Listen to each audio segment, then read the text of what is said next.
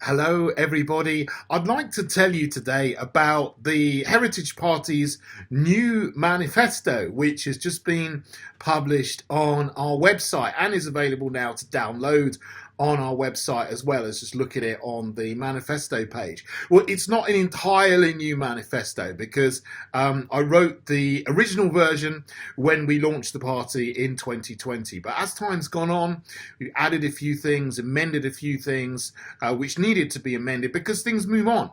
You know, when I wrote it, originally Brexit hadn't happened. We were still in the transition period for leaving the European Union.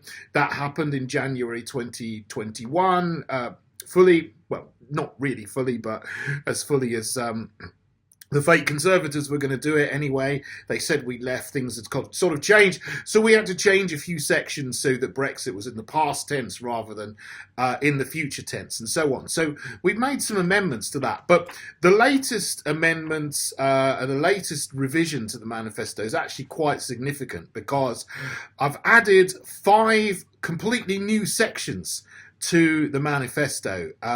Some of them were things that were alluded to before, but there's new sections on housing and on transport, on taxation, on the military, honouring the military covenant, and also on health and wholesomeness. I don't think any other party has got wholesomeness in their manifesto, but we do because we think the healthcare system needs to be totally changed at root and branch levels so that it focuses on the needs of people rather than on the needs of the managers in the NHS and the pharmaceutical companies who sell their products. It's not, healthcare should not be about big pharma. It should be about people, helping people to not get diseases in the first place, help people to live healthy lives and prevent illness, not just dose people full of pills so that then they need more pills to counter the side effects of the first lot of pills and so on. So that's no way to be running your healthcare system, for example. So I just want to go through a few things which some people have been asking questions about and making suggestions. And I do thank you to everybody who has made suggestions. People who are spokesmen in the party. You can see our growing list of spokesmen and officials on the About Us section of our website if you want to have a look there. Thank you to everyone who are just members of the party and people writing in to make suggestions because it's all helpful. And sometimes I get a little bit of information from people that I didn't know. I try to keep abreast of everything I need to, but there's so much happening at the moment. It's like we're fighting 20 different battles at the same time against 20 different things. So it's really hard to keep up with everything. But so when people tell me little nuggets that I didn't know, it's actually very, very valuable. So thank you to everybody who writes in and gives suggestions. Anyway, so a couple of things here that I think might be interesting to just actually highlight in the manifesto, which are significant changes related to sometimes to things that have developed over the last few years, which we have in our manifesto now that maybe nobody else does, and I think it's important to mention them. Now, on the section, I'll start with the section on honouring the military covenant, which is not all about being militaristic. We honour those servicemen who are serving our armed forces and who serve our nation, but they shouldn't be put in harm's way unnecessarily. So what we're saying in that section is our military, our armed forces should be brought up to the levels that they were at least in 2000 in terms of personnel, because they've been run down and down and down. And the equipment's been run down and down and down over many, many years. So we just don't have the military capability that we had before. I mean, even to fight something like the Falklands War in the 1980s. But we shouldn't be using our armed forces to engage in faraway conflicts that had nothing to do with our national interests. So listen to these new paragraphs. I'll just read them out. The UK should not become entangled in faraway foreign conflicts which have nothing to do with our national interests and only benefit the chaos mongers of the military industrial complex who profit from war.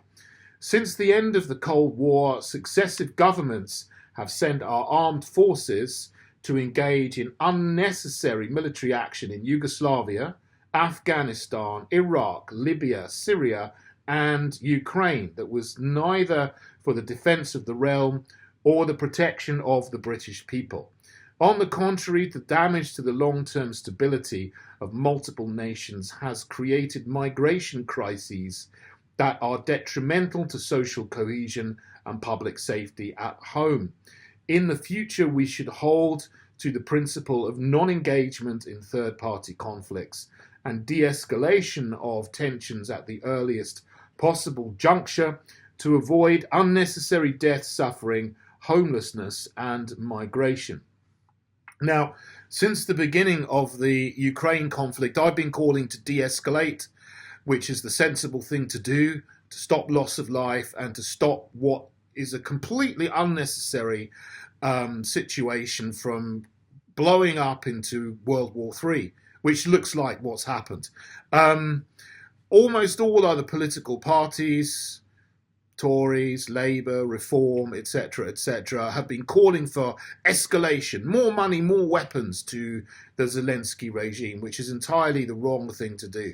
So it's now specified in our manifesto that we oppose these unnecessary military adventures, which have got no benefit to ordinary British people, and in fact are detrimental to the country because every single one has caused a migration crisis, which then puts all the strain on housing that we have here in a very tight housing market. It just makes it worse and exacerbates things, makes things worse here at home. So that's our situation. That's what we got in our manifesto now. So on the new section on transport, here's another thing, because I know a lot of people at the moment are concerned about these LTNs, 15-minute neighbourhoods, etc., which local councils are implementing with the full backing of the fake Conservatives in Westminster and the Labour Party in Westminster. It's all part of the United Nations Agenda 2030. We actually now have it's specified in our manifesto that we oppose Agenda 2030 and all the things that come with it. So this is a paragraph from our new transport section. The Heritage Party fully opposes Agenda 2030 and the war on cars. We will scrap 15-minute neighbourhoods, as proposed in Oxford, Canterbury and other cities, low traffic neighbourhoods, and any other type of road blockage whose purpose is to coerce citizens to give up their cars and slow down vehicles unnecessarily. And then in the next paragraph, we go on to speak about our opposition to these low emission zones, whether it's the ULEZ in London, the LEZ in other places, and so on, which also are a bit of a shakedown on people who just want to use their cars as they've used them before. So we are for freedom on the roads for people. Just the freedom that people have always had shouldn't be taken away from them, as most other parties want to do. So here's a section, there's the section we've already had in the manifesto on free speech and liberty. And I've added a paragraph to that, which is specifically to do with this online safety bill that is coming through Parliament at the moment, which is going to restrict free speech like never before. So this is what a manifesto says now, it's just been added to it. Free speech must also be ensured in the media, both mainstream and social media. Broadcasters, reporters, journalists and commentators must be free to say anything they wish, provided it is lawful and does not incite crime or violence. The state should not be allowed to shut down people and organisations on the spurious grounds of misinformation, disinformation or bias, which is exactly what they're going to try to do with this online safety bill. They're going to censor content that somebody somewhere in an office just arbitrarily decides is legal but harmful. And then who decides what's harmful?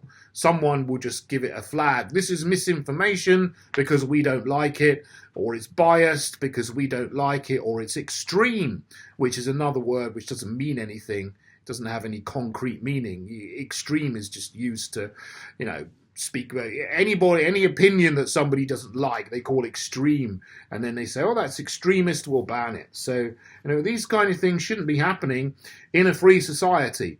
But this is the thing, nobody says anymore we live in a free country. 30 years ago, everyone says, oh, we live in a free country, you can say what you want, you can do what you want.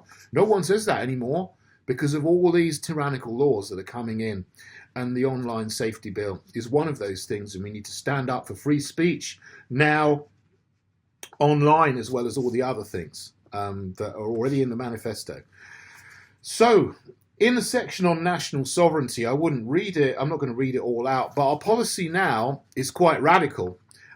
Some parties talk about triggering Article 16 of the Northern Ireland Protocol to come out of the Northern Ireland Protocol, but our policy is to actually leave the CTA, the Trade and Cooperation Agreement entirely, because that doesn't just include the Northern Ireland Protocol. It's hammered our fishing towns. We're still effectively in the common fisheries policy. We don't have control of our 200-mile exclusive economic zone, and we don't have control over our economy, because the Trade and Cooperation Agreement, TCA, with the European Union requires us to have a level playing field on climate, which means that we have to stay in the Paris Climate Agreement, we have to stay committed to net zero, because that's written in our trade agreement with the EU. And if we break that, if we say, oh, we're not going to adhere to net zero anymore, we're going to come out of the Paris Climate Agreement, and they'll go, oh, you stuck to your agreement. That's what you agreed in order to trade with the EU. Well, stuff that. Why? Why do we need to agree with the European Union in the trade deal that our energy policy will be net zero carbon? No one should ever have agreed to that. It's absolute insanity to agree to that. So essentially our hands are tied by this trade agreement. We need to get out of it and renegotiate, what should have done in the first place. If they want free trade, we can have free trade. If they don't, we can trade on WTO terms, but we need to get control back of our energy policy, of our economy, of our fishing waters, and of our territory. Northern Ireland is part of the United Kingdom, but at the moment it's separated from us with a trade border. It's cutting our country in two, and that's absolutely wrong, and that needs to be fixed. And we'll fix that immediately by coming out of the TCA, and then we can offer them a free trade agreement if they want it. If not, we will be free of those things and free to forge our own way and actually get the benefits of leaving the European Union that we were all promised, but we haven't had, because the fake Conservative Boris deal with them is absolutely terrible. So that's just one issue. So next thing, just a couple more things I want to mention and go through. In our section on traditional family values, we've strengthened that. There's a couple of countries that have done a very, very good thing recently. Hungary and Russia have both introduced laws to protect children from, let's say, activists who promote certain things that are not biological, for example. So to protect children, this is what our manifesto says, to protect children, we will introduce Hungarian-style legislation to prohibit the promotion of the alphabet people's ideologies and practices to minors under 18 years old, which I think is just eminently sensible. When children are in school, when children are watching television, when they're looking at the internet, they shouldn't be subjected to the promotion of any ideas that are going to affect them and tell them things that are not scientific or biological or undermine traditional family values. That's just basic common sense and decency.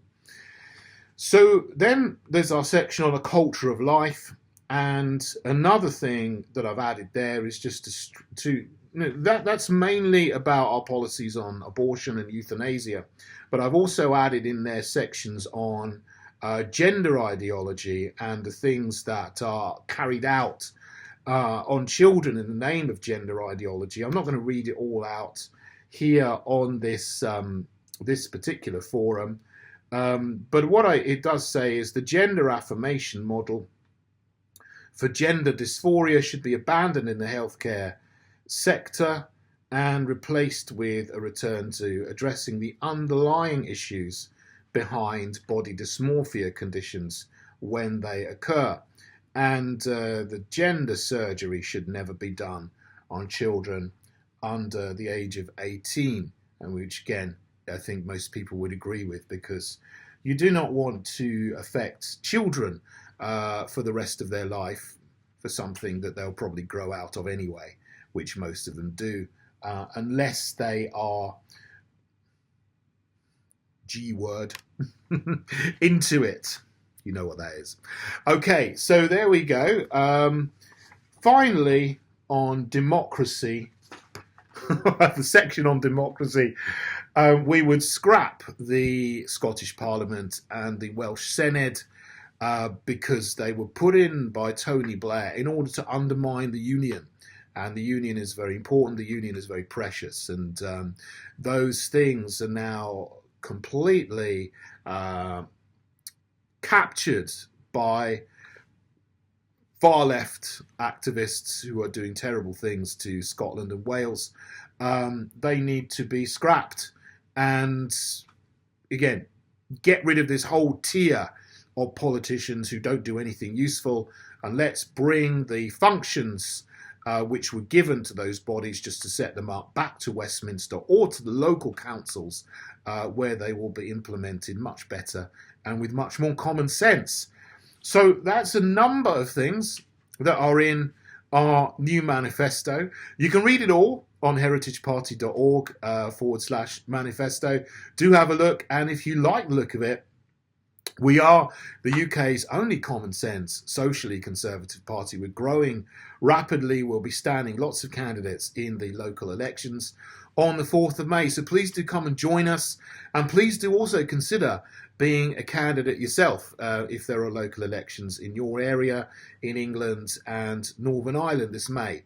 The more people we have joining us, the greater our influence, the quicker we can go about restoring common sense and freedom to our nation, which I think we all want to do. So please join us, please stand for us, please support us. Also, give me a thumbs up if you can for this channel, and subscribe to this channel. If you got to the end, well done. Thank you, and God bless you.